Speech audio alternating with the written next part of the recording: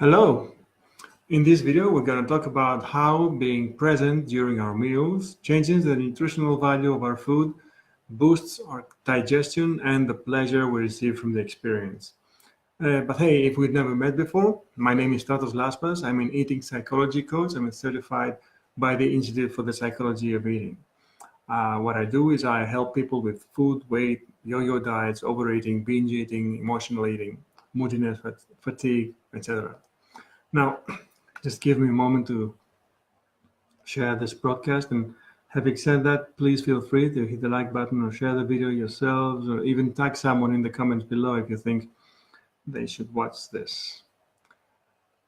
So, okay.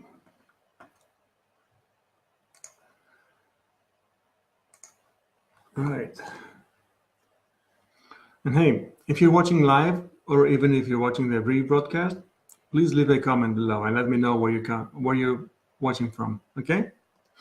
Now, what we're going to talk about is something known to the scientific community as the cephalic phase of the digestion response. I know you've never heard of it. It's mostly unknown to the general public. Let's see what it means and how it affects us. Now, in the old days, we believed that food digestion started as soon as food entered the stomach. But then we found out that there are glands in our mouths which secrete enzymes that initiate the breakdown of carbohydrates. Now, the simplest of all carbohydrates, for example, table sugar, it's completely broken down inside our mouth and is absorbed directly by the body. We don't need to digest it any further. For some time now, we also know that the digestion process begins even before any food comes into our mouth. Have you heard of the expression, I'm thinking of this food and I'm drooling? Well, get this. When the image of food that we are about to eat or we think about forms in our mind, the brain gives the body the command to start preparing for the digestion process. In other words, the brain processes and senses, it takes in the image and the smell and senses of the food, and it instructs the body to start producing the appropriate gastric fluids and enzymes, okay, and to prepare to receive the food. One of the preparatory actions, indeed, is to activate the salivary glands, and so we start drooling. What's noteworthy here is that during the cephalic phase, which comes from cephalic means the head phase, the brain phase, the body secretes or produces between 20 and 40% of the total quantity of enzymes and digestive fluids that will be required for the complete digestion process. Now, take a moment to ponder on this percentage. It's huge. 40%, in a sense, almost half of digestion is done before we even start eating. In addition, while we eat, the brain analyzes the color, the appearance, the texture, the flavor, the taste of the food. It consults with the enteric nervous system, what we call the brain in our belly, on the correct digestion of ingredients. Have we taken enough fat, enough carbohydrates, enough protein, enough water, enough micronutrients? Do we need more digestive enzymes? Do we need to make the stomach more acidic or less acidic? And now something magical. The cephalic phase takes place only when we eat food that we enjoy. It doesn't only have to do with being present, it also has to do with enjoyment, with pleasure. More specifically, how well we metabolize the food that we eat depends directly on the pleasure and enjoyment that we get from eating. When we eat something we do not like, a mild or sometimes not so mild stress response is activated. A natural side effect of the physiologic stress response is that the digestive system slows down or even stops working altogether.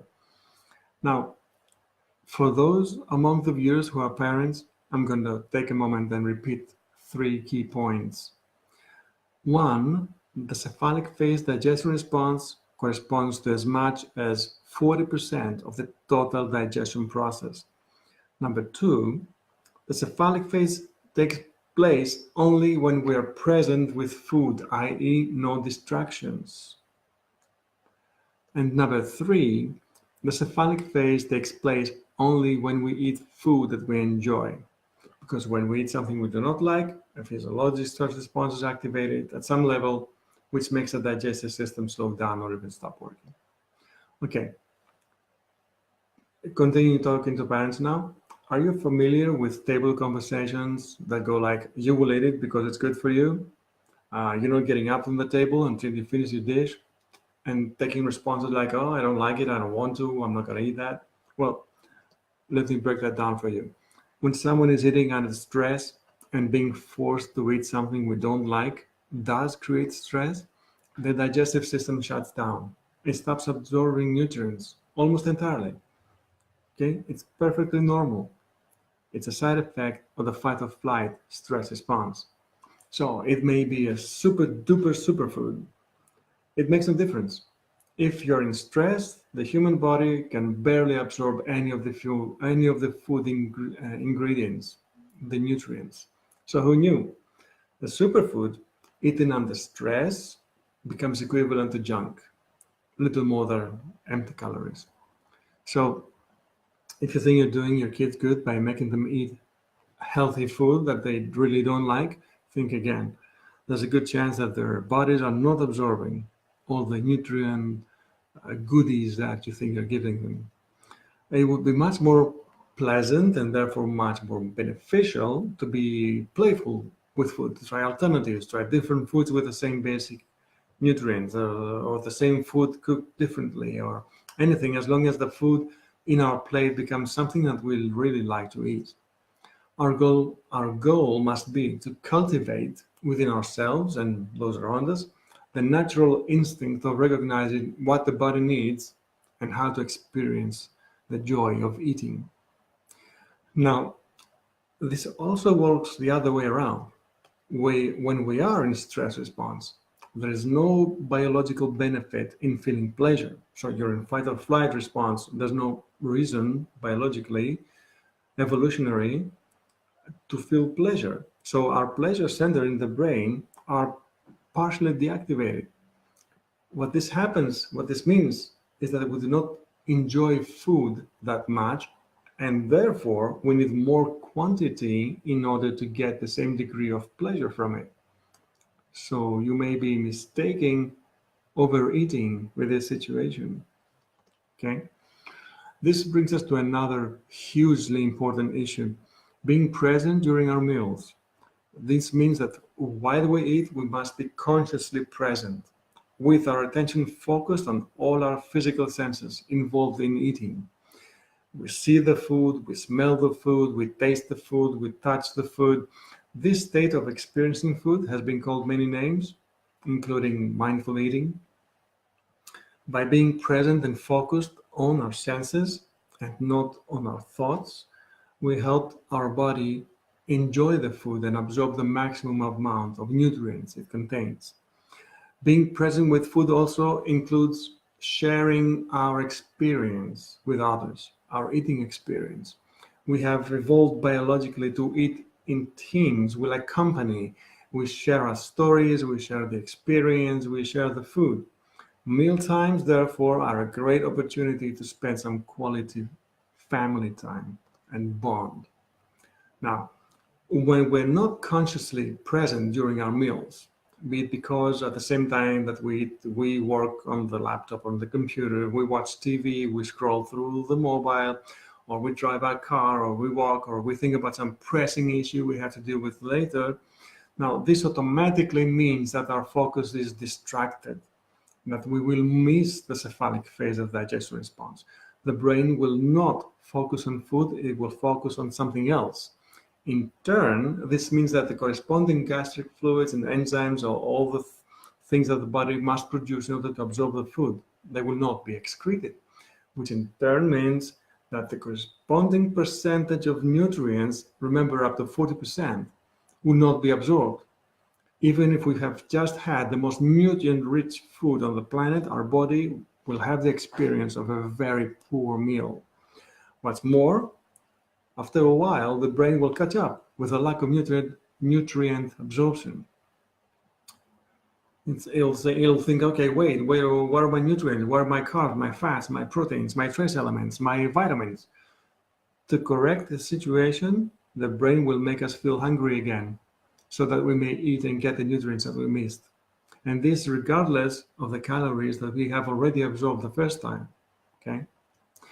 Now, if you sometimes find that you get hungry again very quickly, step back and think, how did I eat my last meal? Quickly, distracted, multitasking, detached from physical senses, with my mind full of thoughts that have nothing to do with my meal. This may be it. You may think that you're being productive and efficient by doing many things at once, but your body thinks otherwise. Okay? And the body's survival mechanisms always win over willpower. And the appetite is controlled by the survival mechanisms. Okay, so here's a tip. Next time you eat, do just that. Focus on eating and enjoying food with all your senses. Sit down at the table, breathe, take a moment to observe the food, smell the food, explore the flavors in your mouth, experiment. Try connecting with your body. Try feeling your senses instead of thinking. Here's some handy instructions. Okay, a takeaway. How to do that, how to eat mindfully. Turn off the TV, turn off the computer, put your phone in silent mode, leave it aside. Give yourself a few seconds to take in the looks and the aroma of the food. Breathe, slow down, eat slowly, chew slowly, put the fork down after each bite. Okay? Enjoy the flavors, observe and feel. Is it sweet? Is it sour? Is it bitter? Is it salty? Which is delicious? Put all your senses into the game. The food has a look, it has a smell, it has texture, it has touch, it has sounds. Yes, it does make sound when we eat it. Okay, observe that too. Now, have you ever tried being present and eating with all your senses? Did you feel the difference? Let me know in the comments below. So this concludes this broadcast. If you liked it, please hit the like button and the share button. Tag anyone you think should see it, and please leave a comment. What would you like to see next time? How has this impacted you? What was the most, interesting thing that you heard about? Where are you watching from? Now, again, I'd like to say, if you'd like me to cover a specific subject in the next broadcast, please let me know in the comments. Thanks for watching. Stay tuned and catch you on our next episode live. Thank you.